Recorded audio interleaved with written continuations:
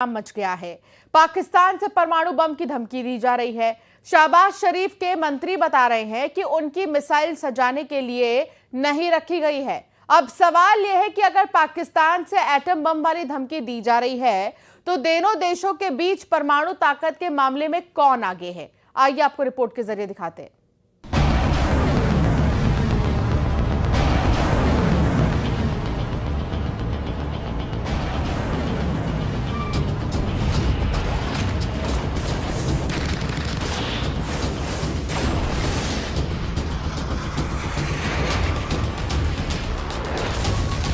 अरब सागर में भारत की सबसे खतरनाक क्रूज मिसाइल ब्रह्मोस लॉन्च की जाती है।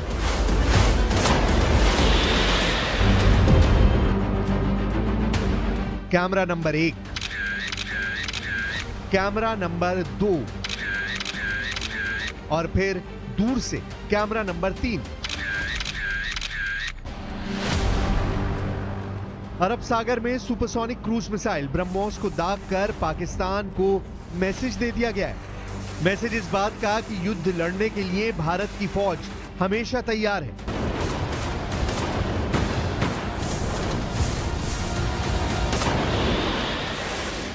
उसके हथियार तैयार हैं और लड़ने का जज्बा बुलंदी पर है। और ऐसे ही हथियारों को देखकर पाकिस्तान की तरफ से परमाणु बम की धमकी आई है।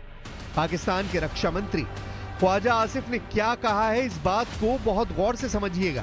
पाकिस्तान के रक्षा मंत्री ख्वाजा आसिफ ने कहा है कि भारत और पाकिस्तान दोनों परमाणु शक्तियां हैं, लेकिन वो नहीं समझते कि नौबत परमाणु हथियारों की आएगी। मतलब साफ है कि पाकिस्तान का रक्षा मंत्री कह रहा है कि उसके पास एटम बम है। ये साफ साफ परमाणु हमले की धमकी है।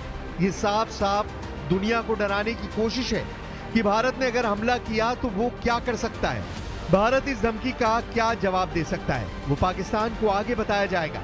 लेकिन जो बात पाकिस्तान के रक्षा मंत्री ख्वाजा आसिफ ने कही, शहबाज के एक और मंत्री ने उससे 10 कदम आगे बढ़ने की कोशिश की है।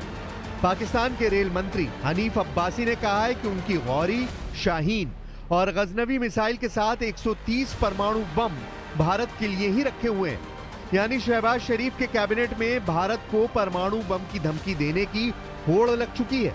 सवाल है कि आखिर शहबाज शरीफ जो बात खुद सीधे नहीं बोल पा रहे, वो अपने मंत्रियों से क्यों बुलवा रहे हैं?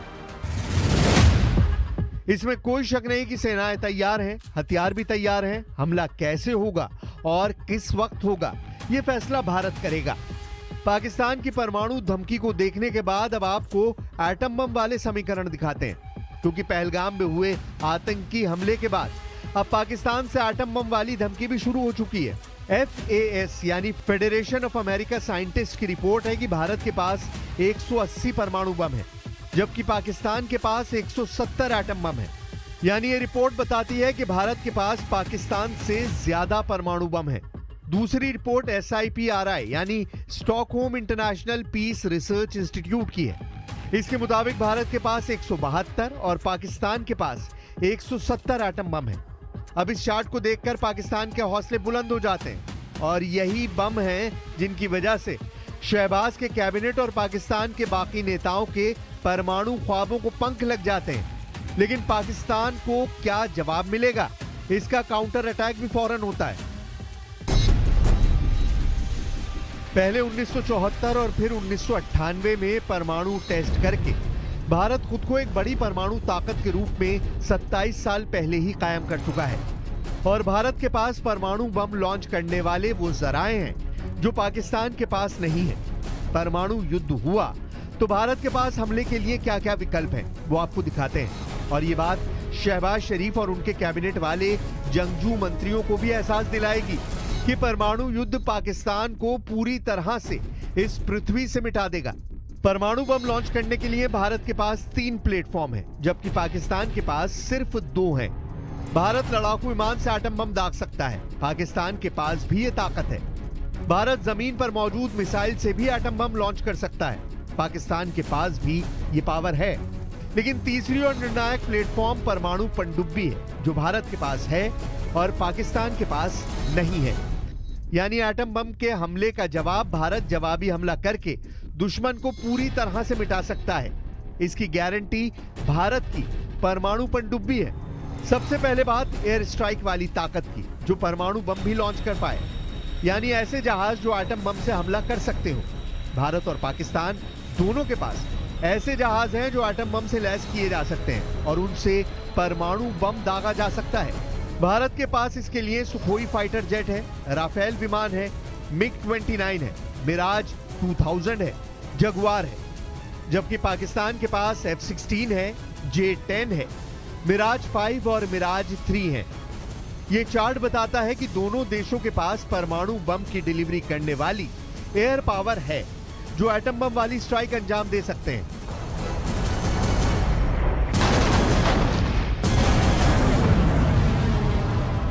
वैसे पाकिस्तान को अब भी बालाकोट स्ट्राइक और उसके बाद हुई डॉग फाइट याद है। इसका जिक्र शहबाज शरीफ ने भी किया है। Our valiant armed forces remain fully capable and prepared to defend the country's sovereignty and its territorial integrity against any misadventure, as clearly demonstrated by its measured yet resolute response to India's reckless incursion in February 2019. इससे अलग पाकिस्तान के पास ballistic missile भी हैं, जिनमें किसी की range 3000 kilometre से ज्यादा नहीं है। गौरी, अबाबील और शाहीन क्लास की मिसाइल भारत के लिए खतरा है, लेकिन ऐसी मिसाइलों को रोकने के लिए भारत में दुनिया का सबसे खतरनाक एयर डिफेंस और मिसाइल डिफेंस सिस्टम S-400 भी तैनात कर दिया गया है। पाकिस्तान से ऐसे खतरे को देखते हुए उत्तरी और पश्चिमी सेक्टर में ऐसे एक सिस्टम को तैनात किया गया है। वहीं पाकिस्तान को भारत की अग्नि मिसाइल से सावधान रहना होगा, क्योंकि अग्नि सीरीज की मिसाइल शहबाज और जनरल मुनीर को डराने के लिए काफी है। पाकिस्तान का एक इंच ये मिसाइल कवर करती है। पाकिस्तान की गौरी, अबाबील और शाहीन की रेंज 3000 किलोमीटर भी पार नहीं करती।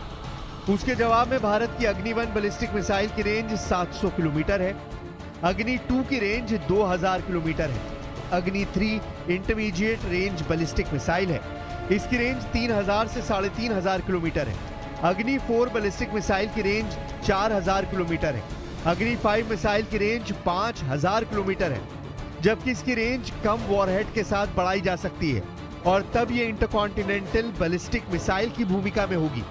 ये भारत की मिसाइल पावर है, कम दूरी से लेकर आधी दुनिया तक तबाही मचाने वाली ताकत। इसके आगे भी भारत में अग्नि 6 पर काम चल रहा है। ऐसी चर्चा लगातार होती रहती है, लेकिन फिलहाल इस पर कोई आधिकारिक जानकारी नहीं है। अग्नि के अलावा पृथ्वी मिसाइल के 3 वेरिएंट देख लीजिए, जो खासतौर से पाकिस्तान को जहन में रखकर पिछले 40 साल में तैयार किए गए हैं।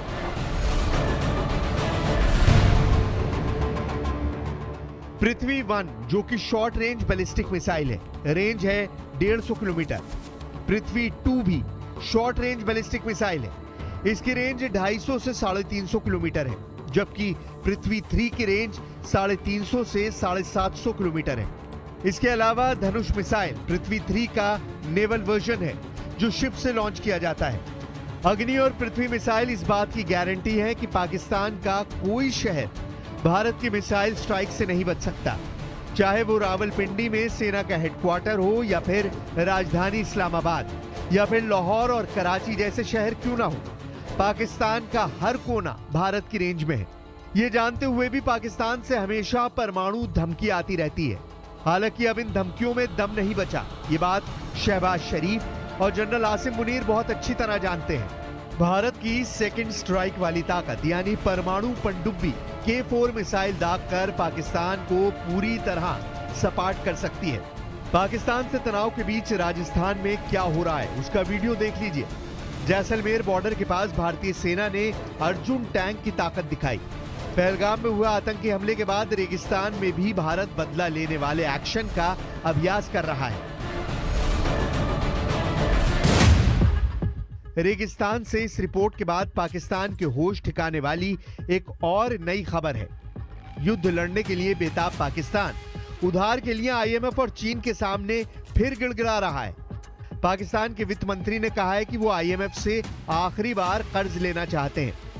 यानी जिस पाकिस्तान की आर्थिक हालत उसके कटोरे में नजर आ रही है, वहां की फौज भारत से युद्ध लड़ने की तैयारी कर रही है। जबकि हालात ऐसे हैं कि अगले महीने वहां की फौज को तनख्वाह मिलेगी या नहीं, जनरल मुनीर इस बात की गारंटी भी नहीं दे सकते।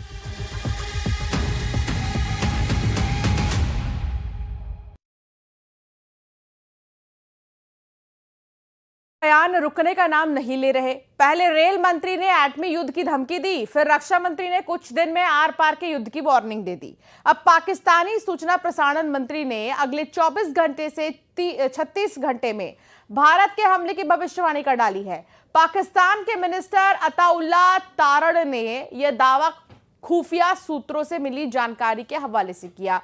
अब सवाल यह है कि भारत क्या करने जा रहा है।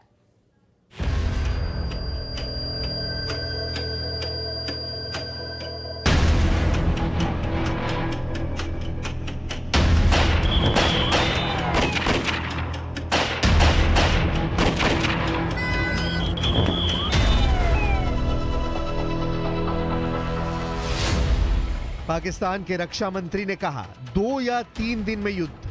There is a likelihood that India will attempt incursion in Pakistan and will engage Pakistan militarily. Pakistan के सूचना और प्रसारण मंत्री ने कहा 24 घंटे में युद्ध। Pakistan has credible intelligence that India intends carrying out military action against Pakistan in the next 24 to 36 hours. Pakistan के रेल मंत्री ने कहा एटम बम से शुरू होगा हमला। ये जो गोरी, शहीन, गजनवी, ये चौकों में सजाने के लिए नहीं हमने रखे हुए। लेकिन पाकिस्तान का आर्मी चीफ लापता है। जनरल मुनीर कहां छिपा है?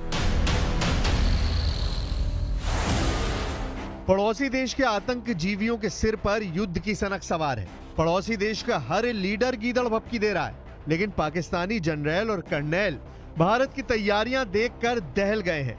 दिल्ली पर गिद्ध दृष्टि बनाकर बैठे पाकिस्तानी सेना के अफसरों और सियासतदानों का कलेजा किस कदर कांप रहा है, उसकी पूरी पिक्चर आप देखेंगे।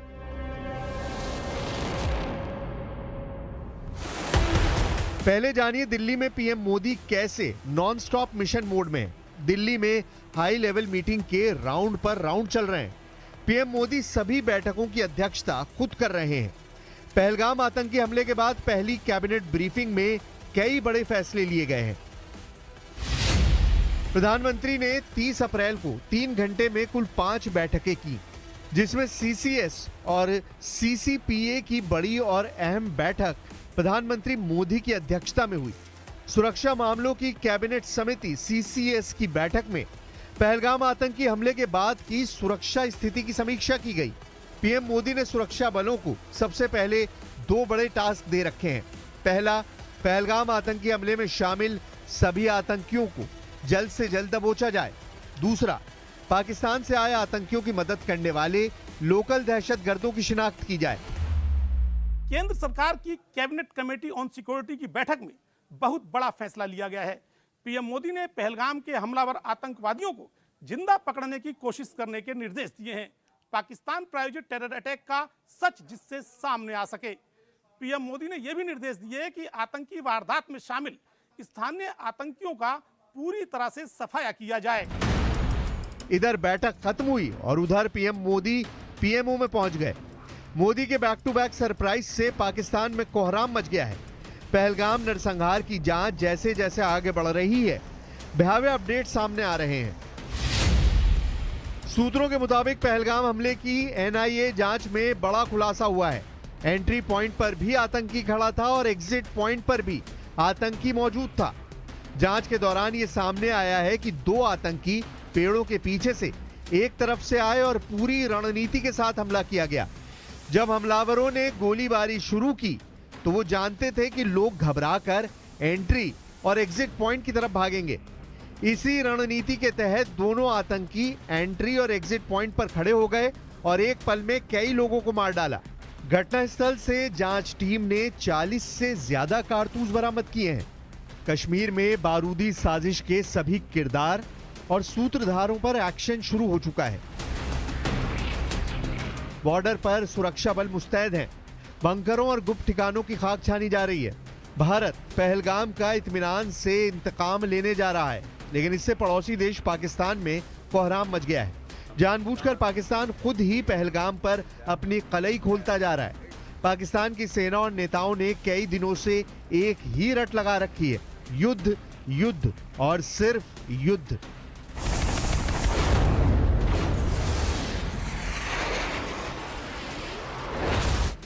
शहबाज शरीफ सरकार के मंत्रियों को इस कदर खौफ खाया जा रहा है कि हर दिन एक नया जमूरा टीवी कैमरे पर आकर युद्ध का भोंपू बजा रहा है। पाकिस्तान के सूचना और प्रसारण मंत्री अताउल्लाह तारण ने दावा किया है कि भारत अगले 24 से 36 घंटों के अंदर पाकिस्तान के खिलाफ मिलिट्री ऑपरेशन कर सकता है।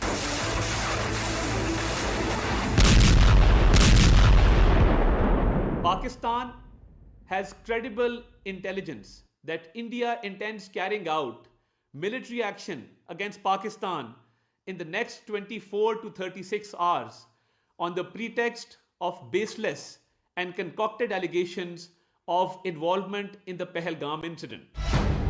पाकिस्तान पहलगाम नरसंहार का पाप धोने की नाकाम कोशिश में जुटा है। पाकिस्तान भारत पर युद्ध थोपने का ढिंडोरा पीटकर अपने गुनाह छुपाने का ढोंग रच रहा है, जबकि पाकिस्तानी जनरल की आतंकी साजिश की सारी परतें खुल चुकी हैं। पहलगाम टेरर अटैक पाकिस्तानी सेना पर आयोजित था। पाकिस्तानी सेना ने प्लानिंग की, आतंकियों को ट्रेनिंग दी, आतंकी हमले के हथियार दिए, आतंकियों को भारत में घुसपैठ कराई। कराची और रावलपिंडी में बैठे जनरलों और आतंकी सरगनाओं ने टेरर अटैक का लाइव प्रसारण देखा। पहलगाम में खूनी खेल खेलने वाले कायरों को अब अपनी मौत का खौफ सता रहा है। तो कभी गीदड़ भपकी दे रहे हैं और कभी भारत पर हमले के बेबुनियाद आरोप मढ़ रहे हैं। पाकिस्तान के बड़बोले सूचना प्रसारण मंत्री ने पहलगाम हमले की सफाई में कहा कि पाकिस्तान खुद आतंक का शिकार है। अताउल्लाह तरार ने 24 से 36 घंटे में भारत के हमले का डर बयां करते हुए यह भी धमकी दी है कि पाकिस्तान हर हमले का जवाब देने की तैयारी कर चुका है। Pakistan reiterates that any such military adventurism by India would be responded to assuredly and decisively. The international community must remain alive to the reality that the onus of escalatory spiral and its ensuing consequences shall squarely lie with India. The nation reiterates its resolve to defend the sovereignty and territorial integrity of Pakistan at all costs. Pakistan की तैयारी कैसी है? पाकिस्तान कितने पानी में है? पाकिस्तान के पास कितने दिन युद्ध लड़ने की हैसियत है? ये सब जानेंगे। उससे पहले जानिए कि पहलगाम टेरर अटैक पर पाकिस्तान की इंटरनेशनल बेइज्जती के लेटेस्ट 2 एपिसोड। यूएन और अमेरिका दोनों ने पाकिस्तान की शहबाज सरकार की घंघोर फजीहत कर डाली है। अमेरिका ने ख्वाजा आसिफ के अमेरिका और पश्चिमी देशों के लिए आतंकी पालने वाले बयान पर लताड़ लगाई है। अमेरिकी विदेश विभाग की प्रवक्ता टैमी ब्रूस ने कहा है कि अमेरिका पाकिस्तान के विदेश मंत्री से बात करेगा। वहीं संयुक्त राष्ट्र सेक्रेटरी ने पाकिस्तानी पीएम शहबाज शरीफ से फोन कॉल पर पहलगाम टेरर अटैक की निंदा की है। पहलगाम पर पाकिस्तान बेनकाब हो चुका है। जनरल मुनीर की साजिश ने शहबाज शरीफ को मुंह दिखाने लायक नहीं छोड़ा है। पाकिस्तानी रक्षा एक्सपर्टों ने दावा किया है कि Pahalgam terror attack general Munir ने अगले कई सालों तक सेना प्रमुख बने रहने के लिए प्लान किया। पाकिस्तान के पूर्व सेना अधिकारी और रक्षा विशेषज्ञ आदिल राजा ने दावा किया है कि मुनीर के इस प्लान में चीन बराबर का हिस्सेदार है। पाकिस्तानी एक्सपर्ट आदिल राजा के मुताबिक जनरल मुनीर 10 साल का कार्यकाल हासिल करने के लिए चीन के इशारे पर कठपुतली की तरह नाच रहे हैं। सैन्य सूत्रों का हवाला देकर आदिल रजा ने दावा किया है कि चीन ने पाकिस्तान को मिसाइल हमलों के लिए भारत के कई शहरों के नक्शा बनाने में मदद पहुंचाई है। पाकिस्तान ने पहलगाम टेरर अटैक के बाद भारतीय सीमा के करीब अपने सभी मिसाइल बेस को एक्टिव कर रखा है। पाकिस्तानी एटमी मिसाइलों के साथ जंगी जेटों में भी ज्यादा वॉरहेड तैनात किए जा रहे हैं। हालांकि पाकिस्तानी एक्सपर्ट्स ने डर जताया है कि पाकिस्तान का भारत को उकसाने का प्लान आत्मघाती साबित हो सकता है। न्यूज आउटलेट ब्लूम पाकिस्तान के मैनेजिंग एडिटर शाहिद मैतला ने आशंका जताई है कि पाकिस्तान को इस बार भारत मुंहतोड़ जवाब देगा।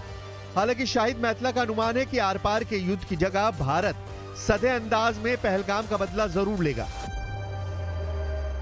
India seems determined to initiate a war, but it can be a limited war, or can't be full-scale war, because both countries are nuclear power, nuclear forces.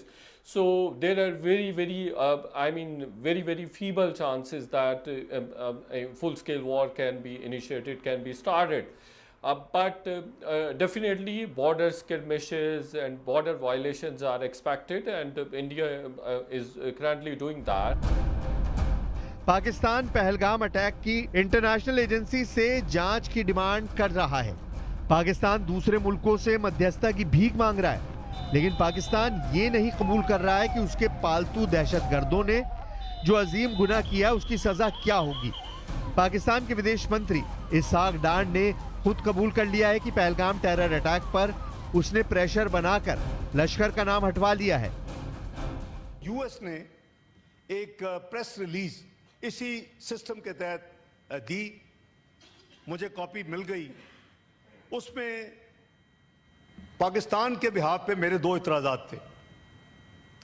एक उसमें पहलगाम लिखा हुआ था सिर्फ, और दूसरा उसमें ब्लेम डाला गया था द रेजिस्टेंस फोरम। तो मुझे आई, मैंने देखा, मैंने कहा ये एक्सेप्टेबल नहीं। पहलगाम के साथ आपको लिखना पड़ेगा जम्मू एंड कश्मीर। वो कहते हैं आप पे ब्लेम आएगा, प्रेस रिलीज नहीं हुई, इतना बड़ा वाकया हुआ, आपके जावर एक्सप्रेस भी ये आई थी, कंडेमनेशन की, टेररिस्ट एक्टिविटी को कंडेम किया गया था। मैंने कहा ये ready, but please you have to put in Jammu and Kashmir and have to delete this TRF। Pakistan के नेशनल असेंबली में इसहाक डार के इकरारनामे के बाद किसी और बात की गुंजाइश बची है क्या? गुंजाइश अब बची है तो सिर्फ पाकिस्तान के पापों के हिसाब की। जनरल मुनीर की रची साजिश पर दी जाने वाली उन्हें सजा तय करने की, पहलगाम आतंकी हमले में शामिल सभी आतंकी सरगनाओं के सफाए की। इस गुंजाइश को बहुत जल्द भारतीय सुरक्षा बल पूरी करने वाले हैं। नरेंद्र मोदी को पाकिस्तान अच्छी तरह जानता है। पीएम मोदी की कही बात पत्थर की लकीर है। नरेंद्र मोदी ने पहलगाम के गुनहगारों को मिट्टी में मिलाने का संकल्प लिया है। इस बार भारत आतंक की अमर बेल को जड़ से उखाड़कर ही रुकने वाला है। यही वजह है कि आतंक की खेती करने वाले तड़प रहे हैं।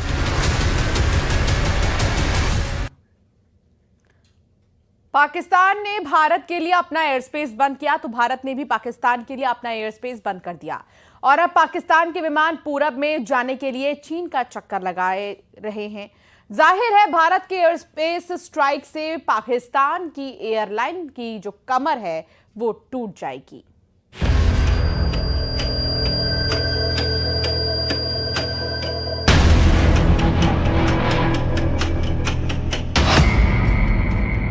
पाकिस्तान पर एयर स्पेस स्ट्राइक।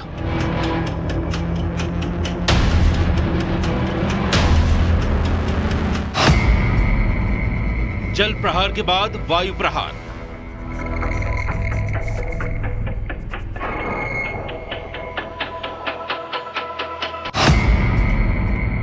एक के बाद एक भारत की स्ट्राइक।